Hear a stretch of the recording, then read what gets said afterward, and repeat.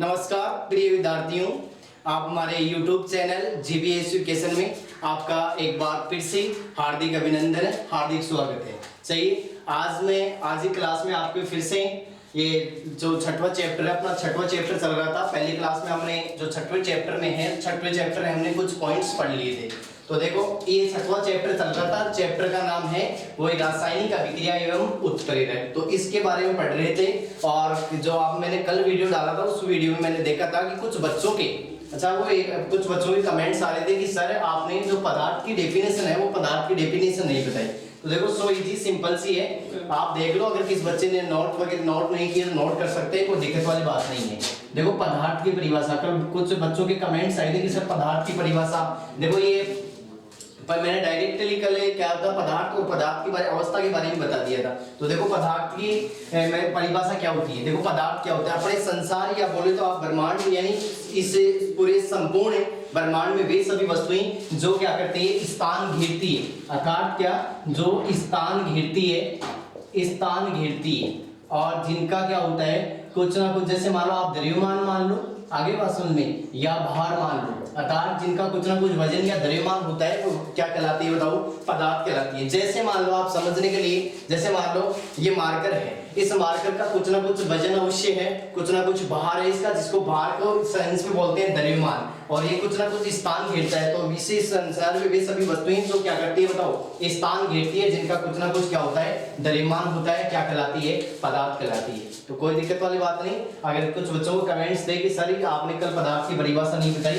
तो ये नोट कर लेना। और भी अगर आगे भी आपको कोई वीडियो में कुछ बात समझ में नहीं आई, आप तो हमें कमेंट बॉक्स में जरूर बताइए, लेकिन पूरे वीडियो को अच्छी तरीके से देखें और वीडियो को शेयर करें, सही है। और अगर आपको कुछ भी अगर और कुछ आगे पढ़ना है या कुछ भी पढ़ना है तो आप कमेंट बॉक्स में जरूर बताइए। आगे देखो हम इसी चैप्टर में नेक्स्ट जो आपने मैंने कल की क्लास में छोड़ा था, रासायनिक समीकरण को संतुलित करना, कि रासायनिक समीकरण को किस प्रकार से संतुलित किया जाता है। तो देखो मैंने रासायनिक समीकरण डाल रखा है C3H8, सही है, ऑक्सीजन। तो देखो इस पांचवा 4 नियम पढ़े थे और 4 नियम के बाद जो पांचवा नियम था, वो पांचवा नियम देखो आपका पांचवा नियम क्या था, कि पांचवा नियम था कि रासायनिक समीकरण को संतुलित करने के पहले सबसे पहले हाइड्रोजन व ऑक्सीजन, देखो दो तत्व हैं, हाइड्रोजन व ऑक्सीजन को छोड़कर, हाइड्रोजन व ऑक्सीजन को छोड़कर अन्य तत्वों को संतुलित करते हैं, अन्य तत्व को संतुलित करते हैं। आई नहीं बात समझ में, अन्य तत्वों को संतुलित करते हैं, यानी दो रासायनिक समीकरण को जब संतुलित करेंगे तो आप सबसे पहले हाइड्रोजन और ऑक्सीजन छोड़कर क्या करना है, अन्य तत्वों को। जैसे आपको एग्जांपल तौर पर आपको ये समीकरण दिया हुआ है, इस रासायनिक समीकरण को संतुलित कराता है, तो मैंने क्या कहा कि आप हाइड्रोजन और ऑक्सीजन को छोड़ दो और अन्य तत्वों को संतुलित कर लो। देखो रफली अगर तरीके से आप अगर इसको इजी वे में देखें तो देखो सिंपल सा है, इस तरफ जो अभिकारक, ये अभिकारक, इसको तो बताओ तीर के निशान के बताओ, मैंने कहा बाईं तरफ तो क्या स्थित होते हैं बताओ, यानी ये तो अभिकारक बोलेंगे इसको, ये क्या होगा बताओ, इसका उत्पाद। तो अभिकारक और उत्पाद, तो अब अभिकारक में आपने अणु की संख्या देख ली कितनी, इधर बताओ कार्बन कितने हैं 3, हाइड्रोजन कितने हैं 8, ऑक्सीजन कितने हैं 2, इधर देखो आप कार्बन कितने बताओ 1, ऑक्सीजन का कितना है 3 और हाइड्रोजन का कितना है बताओ 2। ऑक्सीजन देखो 2 और 1 3 हो गए ना, और हाइड्रोजन 2 और कार्बन की कितने हैं 1।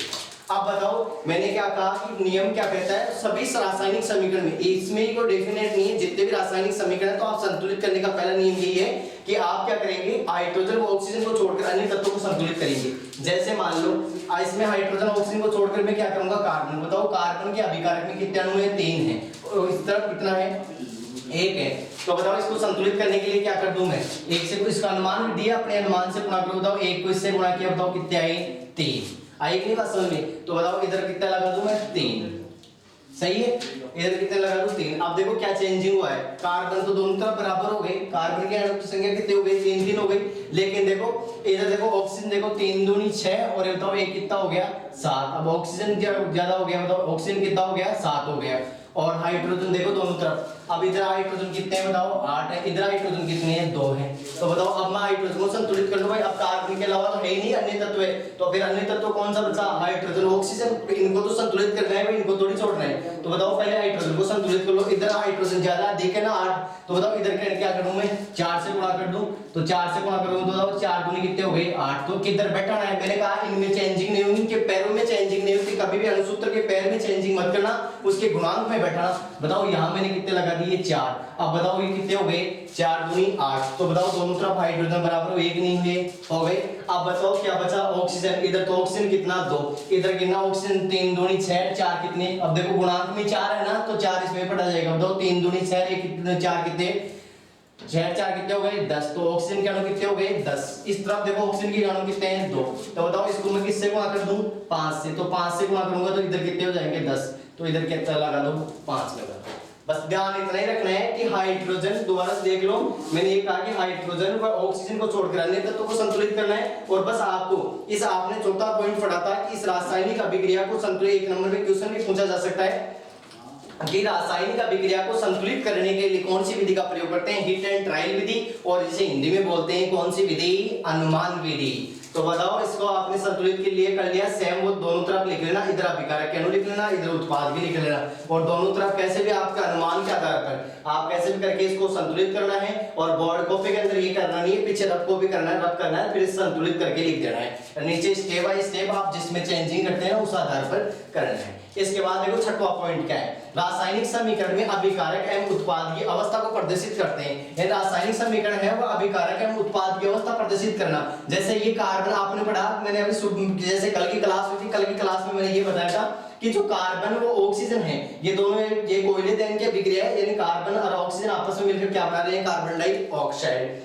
तो बताओ इसमें कार्बन की अवस्था, तो कार्बन कौन सी अवस्था में पाया जाता है, सॉलिड यानी ठोस अवस्था में। इधर ऑक्सीजन क्या है, ये गैस है तो गैसीय अवस्था में। और बताओ ये क्या है, कार्बन डाइऑक्साइड CO2, इसका ये क्या कौन सी है, कार्बन डाइऑक्साइड। आगे बात सुन, तो इनको रासायनिक समीकरण में अभिकारक के अंदर और उत्पाद के अंदर इनकी क्या लिखते हैं, अवस्था लिखते हैं। और मैंने कहा था वही पदार्थ वाली अवस्था सुबह बताई थी मैंने, एनसीईआरटी के अनुसार 5 अवस्था, ये 3 अवस्था बता रखी है। आगे देखो जलीय अवस्था, और एक जल के मतलब यानी कोई भी पदार्थ, देखो ये कैल्शियम ऑक्साइड है, आगे ना असल में कैल्शियम ऑक्साइड है, इसकी अभिक्रिया जल से करवा रखी है। तो बताओ ये साथ में बना क्या है, कैल्शियम हाइड्रोक्साइड अर्थात CaOH2। तो ये इसमें जिसमें जल मिला हो अर्थात जल घुला हो, तो बताओ वो कौन सा विलयन होता है, जलीय विलयन। जिसके लिए बताओ पर किस से रिप्रेजेंट करते हैं, AQ से, जिसको किस से रिप्रेजेंट करते हैं, AQ से रिप्रेजेंट करते हैं। आगे बात सुनो, तो ऐसे इस आधार पर क्या करते हैं, रासायनिक समीकरण में इनकी अवस्था भी लिखी जाती है। भाई जो आपने जो प्रतीक लिया है उस प्रतीक या पदार्थ की क्या दर्शाई जाती है, अवस्था दर्शाई जाती है। नेक्स्ट टॉपिक है कि उत्क्रमणीय के लिए क्या लगाए जाते हैं, ये तीर का सिंबल लगाया जाता है। तो देखो बुक में नहीं दिया हुआ तीर का सिंबल, अगर नहीं दिया हुआ तो आप अगर इसको आराम से कहीं बुक में लिख भी सकते हो, समझ। देखो रिवर्सिबल का निशान होता है, और आपके मैंने कल की क्लास में बताया था कि उत्क्रमणीय अपनी रिएक्शन आएगी और रिएक्शन के आधार पर बताएंगे कि उत्क्रमणीय का सिंबल ये होता है, दोनों तरफ है रासायनिक अभिक्रिया जो अग्र दिशा में भी संपन्न और पश्चिम दिशा में भी संपन्न हो, अर्थात अभिकारक से उत्पाद और उत्पाद से क्या बनाती हो, अभिकारक बनाती हो। उसके लिए बताओ कौन सा चिन्ह काम में लेते हैं, ये रिवर्सिबल का चिन्ह काम में लेते हैं। तो बताओ इसमें अगर आपको कोई दिक्कत हो तो आप हमें अवगत कराएंगे सर इस चीज, इस टॉपिक में ये दिक्कत। इसका देखो नेक्स्ट टॉपिक है, इसके बाद ये 8 टॉपिक हो गए। इसके बाद देखो क्या करते हैं कि कोई भी रासायनिक अभिक्रिया लिखते हैं, इस रासायनिक अभिक्रिया के अंदर क्या करते हैं, मैं ऊपर का जो है ये बता रहा हूँ थोड़ा सा। तो अब देखो रासायनिक समीकरण करते हैं, उस रासायनिक समीकरण के अंदर क्या है कि रासायनिक समीकरण अभिकारक और उत्पाद के बीच तीर का निशान लगाया जाता है। वो तीर का निशान क्या है, इंगित करता है कि अभिक्रिया किससे संपन्न हो रही है, अभिकारक से उत्पाद की तरफ संपन्न हो रही है। तो ध्यान दो, आप देखो नाइट्रोजन है N2, और नाइट्रोजन और इसकी अभिक्रिया करवा रहे हैं हाइड्रोजन की। आगे बात समझ में, और नाइट्रोजन और हाइड्रोजन आपस में अभिक्रिया करके बताओ क्या बना रहे हैं, NH3। क्या बना रहे हैं, NH3। ये दो तो संतुलित करने के लगा रहे हैं। अब ध्यान रखना, देखो एक तो होता है NH3, एक होता है NH4। बहुत सारे बच्चे बोलते हैं कि सर हम इसमें कंफ्यूज होते हैं। देखो कंफ्यूज होने की कोई दिक्कत नहीं। NH3 का मतलब तो होता है, बताओ NH3 तो क्या होता है, अमोनिया। NH3 का मतलब तो क्या होता है, ये तो अमोनिया का सूत्र होता है। NH4 बताओ ये किसका सूत्र होता है, अमोनियम। तो जहां पर 4 आ जाए तो क्या ध्यान रखना है कि ये तो अमोनियम है, और जहां बताओ 3 आ जाए तो इसका क्या है, ये अमोनिया है। तो इनका ध्यान रखना, अमोनियम और इनमें कंफ्यूज मत होना। तो बताओ ये क्या करते हैं, नाइट्रोजन और ये हाइड्रोजन मिलकर। लेकिन देखो कुछ रासायनिक अभिक्रियाओं की कंडीशन होती है, कंडीशन यानी वो निश्चित ताप व दाब पर संपन्न होती है। कुछ ऐसी रासायनिक अभिक्रियाएं होती है जो कुछ निश्चित टेम्परेचर और उनको निश्चित दाब चाहिए। तो बताओ देखो इस अभिक्रिया के लिए टेम्परेचर होता है 373 केल्विन। कितना होता है केल्विन, देखो टेम्परेचर का प्रतीक होता है, तो 373 केल्विन तो ताप, और बताओ 200 एटमॉस्फेयर एटीएम, शॉर्टकट में लिखते हैं एटीएम और वैसे लिखते हैं एटमॉस्फेयर फुल फॉर्म। तो ये क्या होती है, वायुमंडलीय दाब। हिंदी में क्या बोलते हैं, एटमॉस्फेयर को नहीं समझ में आया तो बताओ वायुमंडलीय दाब। और 200 एटमॉस्फेयर क्या होती है, दाब होती है। तो देखो इनकी तभी ये नवा पॉइंट ये कि कुछ रासायनिक अभिक्रिया होती है जो कंडीशन बेस पर संपन्न होती है, ताप इनको निश्चित ताप व दाब की आवश्यकता होती है, जो अभिक्रिया के तीर के निशान के ऊपर लिखा जाता है। और ये निशान लगाया मैंने रिवर्स प्रकार। बताओ ये कौन सी अभिक्रिया का उदाहरण है, उत्क्रमणीय अभिक्रिया का उदाहरण है। आगे मैं जैसे ही अब रिएक्शन आएगी तो उसमें बताऊंगा मैं आपको कि ये कौन सी अभिक्रिया है, उत्क्रमणीय अभिक्रिया है। नेक्स्ट देखो अगला जो पॉइंट है, जो 10वां पॉइंट है, वो 10वां पॉइंट देखो क्या कहता है, और 10वें पॉइंट में होते हैं कि ऊष्मा सेपी ऊष्मा शोषी। देखो ये एड क्लास में लगभग ऐसे आ जाता है कि कुछ रिएक्शन है, देखो ऊष्मा सेपी एक तो होती है ऊष्मा सेपी अभिक्रिया, एक होती है ऊष्मा शोषी अभिक्रिया। तो देखो इनका अर्थ क्या होता है, वह रासायनिक अभिक्रिया जिसमें बताओ ऊष्मा का देखो क्या होता है, यानी वह रासायनिक अभिक्रिया जिसमें ऊष्मा का उत्सर्जन होता है, ताप ऊष्मा बाहर निकलती है। तो बताओ वो तो कौन सी अभिक्रिया, ऊष्मा सेपी। और वह रासायनिक अभिक्रिया जिसमें बताओ ऊष्मा का क्या होता है, अवशोषण होता है, ताप ऊष्मा का शोषण होता है, वह कौन सी अभिक्रिया कहलाती है, बताओ ऊष्मा शोष्य अभिक्रिया। अब बताओ ऊष्मा सेपी अभिक्रिया के लिए तो बताओ किसका चिन्ह लगाया जाता है, धन का चिन्ह अर्थात प्लस का निशान लगाया जाता है। और ऊष्मा शोषी के लिए लगाया जाता है माइनस का निशान, भी रासायनिक अभिक्रिया के आगे।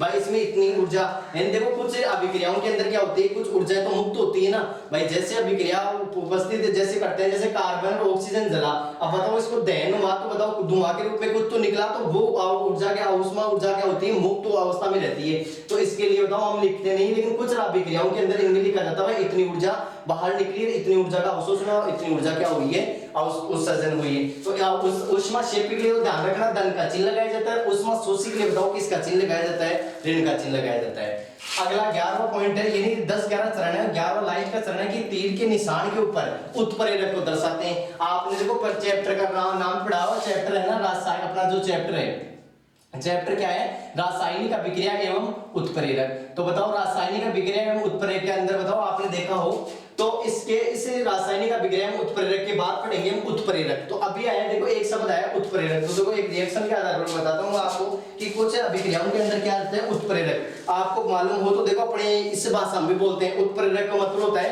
कि रासायनिक अभिक्रिया को आगे बढ़ाने वाला, मीडिएटर बीच वाला होता है ना, वो होता है उत्प्रेरक, उसको बोलते हैं। देखो कैसे, जैसे मान लो आपने ले लिया CH2 और इसके साथ आपने ले लिया हाइड्रोजन, ये तो देखो एथीन होती है, ये किसका 8वें चैप्टर में मालूम चलेगा, ये एथीन होती है, तो इसमें हाइड्रोजन का योग करना है। बताओ ये क्या बनाएगी, एथेन, CH3 और CH3, ये किसकी उपस्थिति में होती है, निकेल की उपस्थिति में। आगे बात समझ में, किसकी उपस्थिति चाहिए इसमें, निकेल की उपस्थिति, Ni होता है निकेल। ये उत्प्रेरक क्या कार्य करते हैं, अभिक्रिया की क्रियाशीलता को वृद्धि करते हैं या कमी करते हैं। तो अभिक्रिया को बढ़ावा देने के लिए बताओ ये क्या काम में लेते हैं, उत्प्रेरक। ये तो हो गए बताओ रासायनिक अभिक्रिया के लिखने के चरण। और देखो रासायनिक अभिक्रिया के लिखने के बाद को रासायनिक समीकरण की विशेषता भी होती है भाई, ये इतने ताप दाब पर संपन्न होती है, ये किन किन को प्रदर्शित करती है, इसकी कुछ सीमाएं भी होती है रासायनिक समीकरण को। ये एक तो इसमें देखो विशेष सीमाओं के अंदर तो क्या है कि रासायनिक जो समीकरण होते हैं वो रासायनिक समीकरण अभिकारक में जो सांद्रता होती है और जो उत्पाद में सांद्रता होती है इसको सही ढंग से रिप्रेजेंट नहीं कर पाते हैं, तो इसकी कुछ सीमाएं भी रही है। इसके आधार पर देखो हम आगे नेक्स्ट पढ़ते हैं रासायनिक अभिक्रिया और रासायनिक अभिक्रियाओं के प्रकार। तो रासायनिक समीकरण के बारे में बता दें, अब रासायनिक अभिक्रिया के बारे में अध्ययन करेंगे। और रासायनिक अभिक्रिया के अंदर भी बताओ क्या पढ़ेंगे हम, कुछ जो रासायनिक अभिक्रियाएं हैं प्रमुख रासायनिक अभिक्रियाओं के बारे में अध्ययन करेंगे। तो देखो सबसे पहले आप बारे में बताऊंगा मैं आपको रासायनिक अभिक्रिया। रासायनिक अभिक्रिया क्या होती है, सबसे पहले देखो रासायनिक अभिक्रिया किसे कहेंगे हम, ध्यान दो, सामने बोर्ड पर ध्यान देना चाहिए भाई, ध्यान देखो पूरा बोर्ड पर होना चाहिए। रासायनिक अभिक्रिया,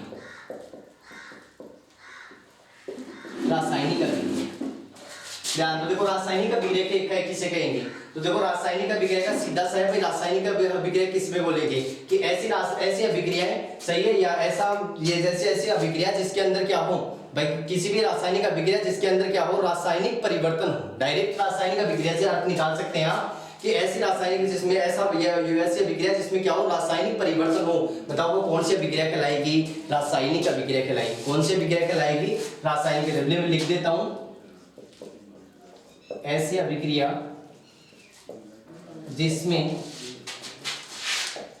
रासायनिक परिवर्तन हो, रासायनिक परिवर्तन हो, शॉर्ट परिभाषा है इसकी ये, रासायनिक अभिक्रिया कहलाती है। वैसे हो रहे हैं, रासायनिक अभिक्रिया कहलाती है। जैसे मान लो, जैसे के लिए बताओ मैग्नीशियम है और मैग्नीशियम वायु में उपस्थित ऑक्सीजन से अभिक्रिया करता है। बताओ क्या बना लेता है, MgO, मैग्नीशियम ऑक्साइड। आगे बात समझ, संतुलित के लिए 2 लगाते हैं। संतुलित का ध्यान रखना, हर रासायनिक समीकरण को संतुलित करना है। तो बताओ ये क्या बना लिया, मैग्नीशियम है, ये ऑक्सीजन है, बताओ ये क्या बना लिया, मैग्नीशियम ऑक्साइड अर्थात MgO बना लिया।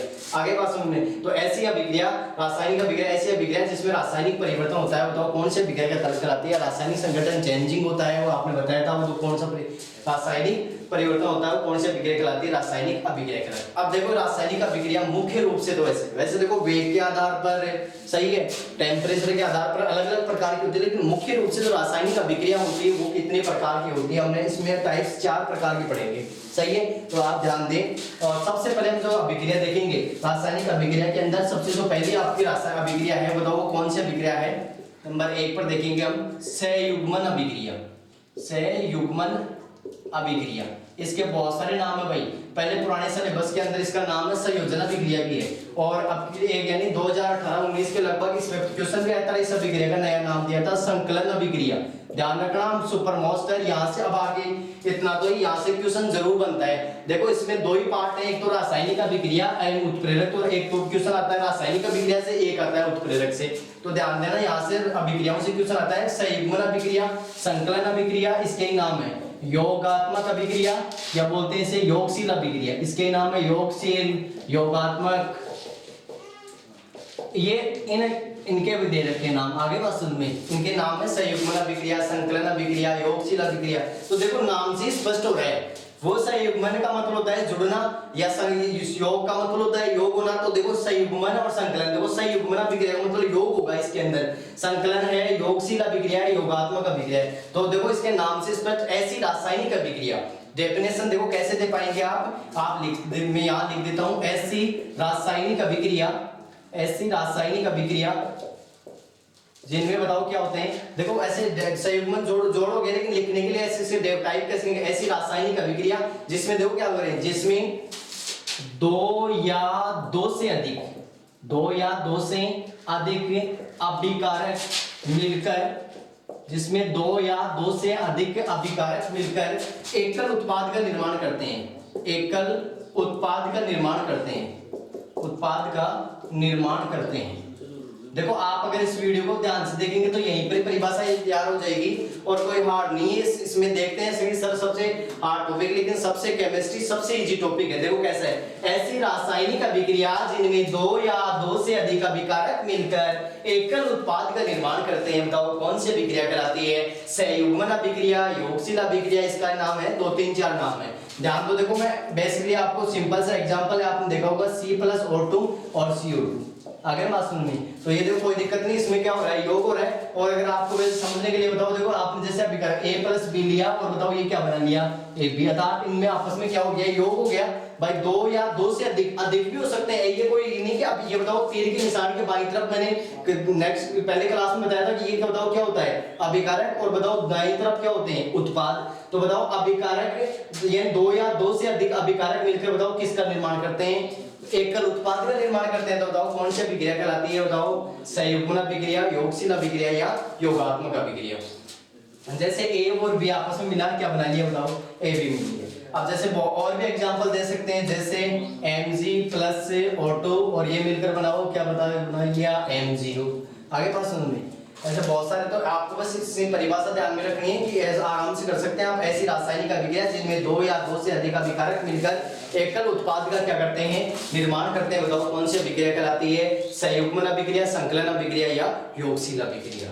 आई बात समझ में? और इसके आधार पर आप और भी बहुत सारे जैसे एग्जांपल दे सकते हैं, कोई सा भी एग्जांपल जिसमें योग होना चाहिए। जैसे एक अभिक्रिया में हाइड्रोजन का देखो CH2, अभी आपको पहले बताया था मैंने एग्जांपल CH2, ये तो देखो एथीन होती है और इसके अंदर बताओ किसका योग करते हैं? H2 अर्थात हाइड्रोजन जोड़ेंगे आप, निकेल उत्प्रेरक उपस्थिति होता है, तो जैसे जोड़ेंगे बताओ ये क्या बनेगा? CH3 आगे बात में एक हाइड्रोजन ऊपर वाली तरफ से एक बॉन्ड ब्रेक होकर बताओ ये क्या बना लेता है? एथेन CH3 आगे बात में तो इस प्रकार से बनती है। तो बताओ एथीन से क्या बना लिया बताओ? अब ये बन गया एथेन। अब इस साथ में देखो इस अभिक्रिया में किसका योग हो रहा है? हाइड्रोजन का। ये H2 है, यहाँ पर क्या है बताओ? H2 अर्थात ये क्या है? हाइड्रोजन है। तो बताओ यहाँ पर क्या हो रहा है? योग हो रहा है। तो ऐसी रासायनिक अभिक्रिया जिसमें दो या दो से अधिक अभिकारक मिलकर किसका निर्माण करते हैं? एकल उत्पाद का निर्माण करते हैं। बताओ कौन सी अभिक्रिया कहलाती है? संयुग्मन अभिक्रिया। आगे नेक्स्ट आ रही है बताओ, सेकंड आ रही है बताओ कौन सी अभिक्रिया? विस्थापन अभिक्रिया। अब कौन सी अभिक्रिया है? दूसरी विस्थापन अभिक्रिया। तो ध्यान दो, देखो विस्थापन का मतलब वो भी देखो नाम से स्पष्ट है, कुछ ये अभिक्रियाएं हैं वो नाम से ही हैं। विस्थापन का मतलब होता है विस्थापित होना। देखो दूसरी है विस्थापन अभिक्रिया। विस्थापन अभिक्रिया, विस्थापन अभिक्रिया देखो क्या होती है? ऐसी रासायनिक अभिक्रिया, देखो विस्थापन का मतलब तात्पर्य वैसे कोई अपने विस्थापित होना। तो देखो ऐसी रासायनिक अभिक्रिया जिसमें क्या होता है किसी अणु या यौगिक आपस में क्या होते हैं? विस्थापित होते हैं। या देखो इसको देखो डायरेक्टली अगर इसकी दो परिभाषाएं बना सकते हैं जो मैं आपको सामने एग्जांपल, ऐसे तो आप कह सकते हैं कि किसी अभिक्रिया का एक समूह क्या होता है? विस्थापित होता है। या एक समूह को देखो सामने ध्यान दो आप कैसे, जैसे मान लो आपने एक अभिक्रिया ले ली A और आपने अभिक्रिया ली A प्लस 20 और C, ये ले लिया आपने।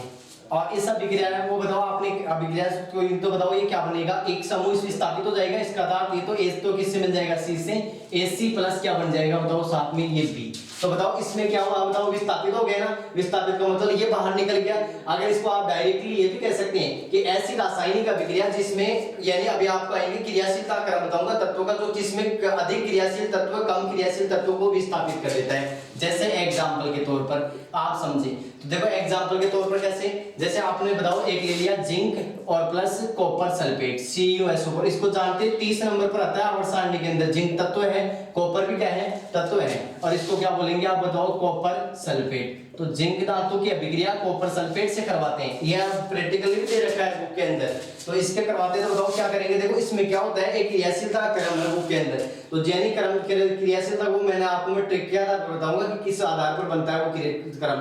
तो देखो ये जिंक तत्व है और ये क्या हो? देखो अधिक क्रियाशील, जिंक कॉपर से अधिक क्रियाशील है, इसलिए बताओ ये क्या कर देगा? इसको प्रतिस्थापित कर देगा, ये बना लेगा क्या? ये जिंक सल्फेट और प्लस में बताओ कॉपर क्या निकल जाएगा? बाहर निकल जाएगा। आगे बात समझ में। और ये क्या बन गया बताओ? Zinc sulphate, zinc sulphate. और ये क्या है बताओ? कॉपर। तो ध्यान दो आप बताओ इसकी डेफिनेशन क्या रहेगी बताओ? विस्थापन अभिक्रिया। इस विस्थापन अभिक्रिया में आप कहेंगे कि अभिकारक, या आप डायरेक्ट कर कहते हैं ऐसी रासायनिक अभिक्रिया जिसमें अभिकारक का एक अणु क्या होता है? विस्थापित होता है। आप लिख सकते हैं ऐसी रासायनिक अभिक्रिया जिनमें या जिसमें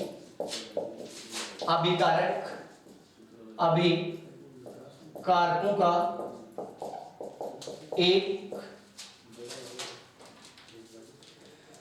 समूह विस्थापित होता है, या एक समूह या एक तत्व बोल दो या एक समूह बोल दो, एक तत्व विस्थापित होता है, विस्थापित होता है। कौन सी अभिक्रिया कहलाती है बताओ? विस्थापन अभिक्रिया। कौन सी अभिक्रिया कहलाती है? विस्थापन अभिक्रिया। तो ऐसी रासायनिक अभिक्रिया जिसमें क्या बताओ क्या होता है? अभिकारक का एक तत्व क्या होता है? विस्थापित होता है। तो बताओ कौन सी अभिक्रिया कहलाती है? विस्थापन अभिक्रिया कहलाती है। जैसे आपने पढ़ा जिंक धातु लिया आपने, इसका अभिक्रिया कॉपर सल्फेट से करवाई, तो बताओ क्या बन गया? जिंक सल्फेट प्लस में क्या बताओ क्या बन गया? कॉपर। सेकंड रिएक्शन आती है बताओ कौन सी? ये तो विस्थापन थी और इसके आगे जस्ट इतना सा परिवर्तन है, द्विव लगा दो और ये कौन सी अभिक्रिया बन जाएगी बताओ? द्विव विस्थापन अभिक्रिया। ये कौन सी अभिक्रिया हो गई? द्विव विस्थापन अभिक्रिया। द्विविस्थापन अभिक्रिया में सेम है दोनों, बस इतना ही इसमें ऐसी रासायनिक अभिक्रिया जिनमें क्या होंगे कि दोनों आयनों के यानी दो आयन आपस में विस्थापित हो। इसमें तो केवल एक आयन विस्थापित हो रहा है या एक तत्व विस्थापित हो रहा है, इसमें क्या होते हैं दोनों आयन क्या होते हैं विस्थापित होते हैं। तो बताओ ऐसी रासायनिक अभिक्रिया बताओ कौन सी अभिक्रिया कहलाती है? द्विविस्थापन अभिक्रिया कहलाती है। तो मैं परिभाषा लिख देता हूं, ऐसी रासायनिक अभिक्रिया, ऐसी रासायनिक अभिक्रिया जिनमें अभिकारकों का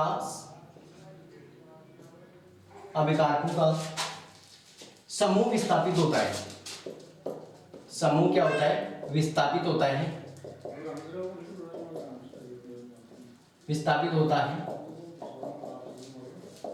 द्विविस्थापन अभिक्रिया कहलाती है, यानी दो आयन विस्थापित होते हैं, द्विविस्थापन अभिक्रिया कहलाती है। अब ध्यान दो, देखो द्विविस्थापन अभिक्रिया दो, ये एक साथ देखो दो तत्व कैसे विस्थापित होते हैं, ध्यान दो आप देखो।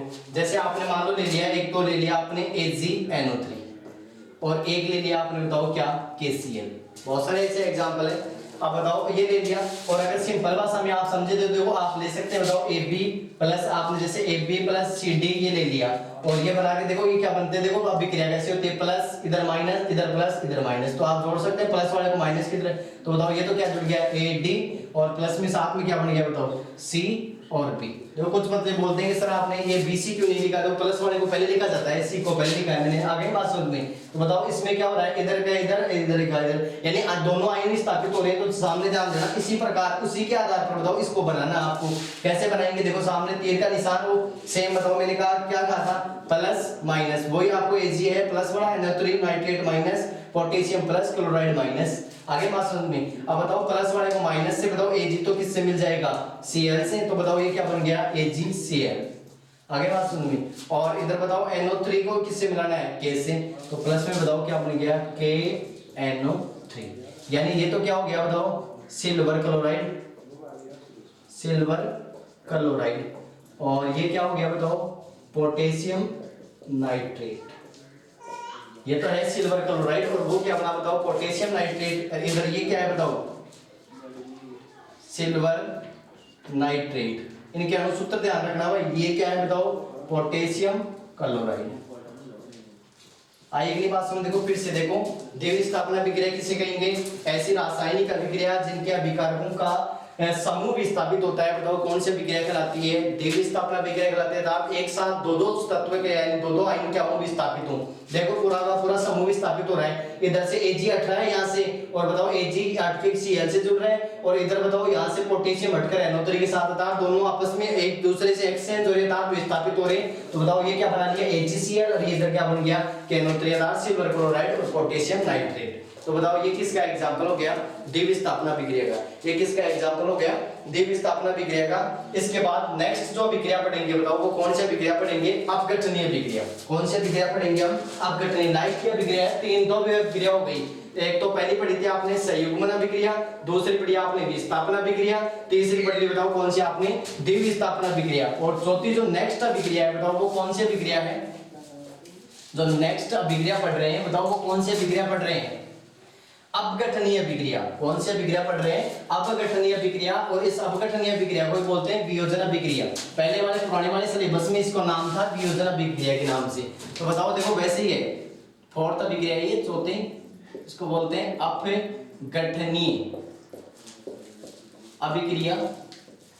और यह अपघटनीय अभिक्रिया को आप बोल सकते हैं, बताओ दूसरा नाम कौन सा, वियोजन अभिक्रिया।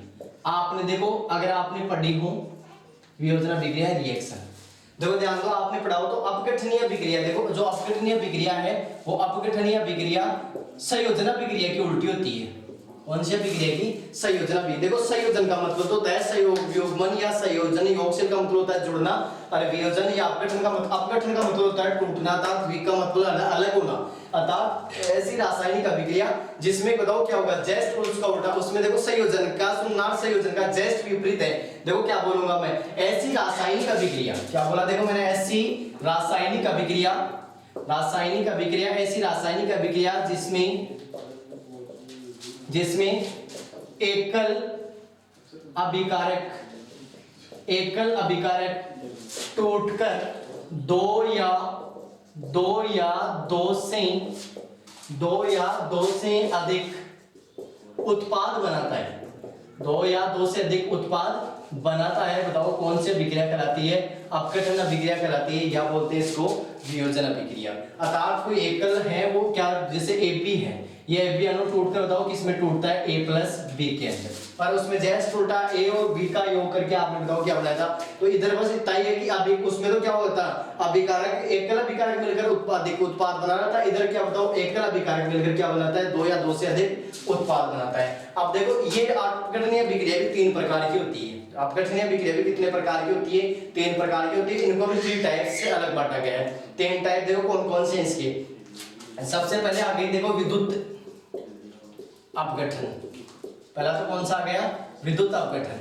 आगे बात समझ में, यानी पहले तो विद्युत अपघटन या अभिक्रिया। सेकंड आ गई इसकी बताओ विद्युत अपघटन के बाद कौन सी आई? ऊष्मीय अपघटन, ऊष्मीय अपघटन। और थर्ड आ गई आपकी बताओ कौन सी? प्रकाशीय अपघटन, प्रकाशीय अपघटन। इनके क्या पूछे जाते हैं? एग्जाम्पल। तीनों के देखो अगर इनकी अगर परिभाषा है ना तो परिभाषा ही सेम है। ऐसी रासायनिक अभिक्रिया जिसमें विद्युत अपघटन होती है तो वो तो कौन सी अभिक्रिया कहलाती है? विद्युत अपघटन अभिक्रिया। विद्युत का अपघटन विद्युत द्वारा अपघटन होता है। ऐसी रासायनिक अभिक्रिया जिसमें ऊष्मीय अपघटन होता है तो बताओ वो कौन सी अभिक्रिया कहलाती है? ऊष्मीय अपघटन अभिक्रिया। और ऐसी रासायनिक अभिक्रिया जिसमें प्रकाश की क्या होता है बताओ? प्रकाशीय द्वारा अपघटन होता है तो बताओ वो कौन सी अभिक्रिया कहलाती है? प्रकाशीय अपघटन कहलाती है। तो इन्हें तीनों के क्या पूछे जाते हैं? एग्जाम्पल पूछे जाते हैं। कभी कई बार ऐसा था डायरेक्ट भाई अपघटनीय अभिक्रिया के अंदर ये 3 टाइप्स हैं, इसके 3 टाइप। और आपको पूछ रही है अपघटनीय अभिक्रिया तो इसमें स्पेशल देगा आपको, या तो विद्युतीय अपघटन देगा, या ऊष्मीय अपघटन देगा, या प्रकाशीय अपघटन देगा, या तीनों के पूछ सकता है। तो इनमें देखो इनके तीनों के क्या पूछता है बताओ? इसके एग्जाम्पल पूछता है भाई। इन तीनों के एग्जाम्पल कौन कौन से? भाई विद्युत का अपघटन कैसे होता है, सही है। और जैसे मान लो ऊष्मीय अपघटन कैसे होता है, प्रकाशीय अपघटन कैसे होता है। तो इन तीनों के आपको एग्जाम्पल हम नेक्स्ट क्लास में बताएंगे आपको, अगली जो आपकी क्लास होगी उसके अंदर। और फिर भी इन अभिक्रियाओं के अभी तो मुख्य रूप से टाइप हुई है, अभी तो उनके हैं वेग के आधार पर आपने पढ़ा हो तो मंद अभिक्रिया, तीव्र अभिक्रिया। आगे बात समझ में। फिर उत्क्रमणीय अभिक्रियाएं इलेक्ट्रॉन के आधार पर। तो अभी इन अभिक्रियाओं के प्रकार चलेंगे। तो बताओ इन अभिक्रियाओं में चारों अभिक्रियाएं हो गई, इनके 3 के एग्जांपल्स करवाने हैं। तो एग्जांपल्स आपको नेक्स्ट क्लास में करवाएंगे। इसके लिए आपको इस वीडियो में जो भी आपको दिक्कत आई हो उस दिक्कत में आप कमेंट बॉक्स में जरूर बताएं। पूरे वीडियो को देखें और आपको अगर वीडियो अच्छा लगे तो सही है इसको शेयर और सब्सक्राइब जरूर करें आप। आगे बात सुनिए। और वीडियो के अंदर जो भी आपको समस्या हो तो आपको मेरे को कमेंट बॉक्स में जरूर बताएंगे आपको। Thank you, best of luck.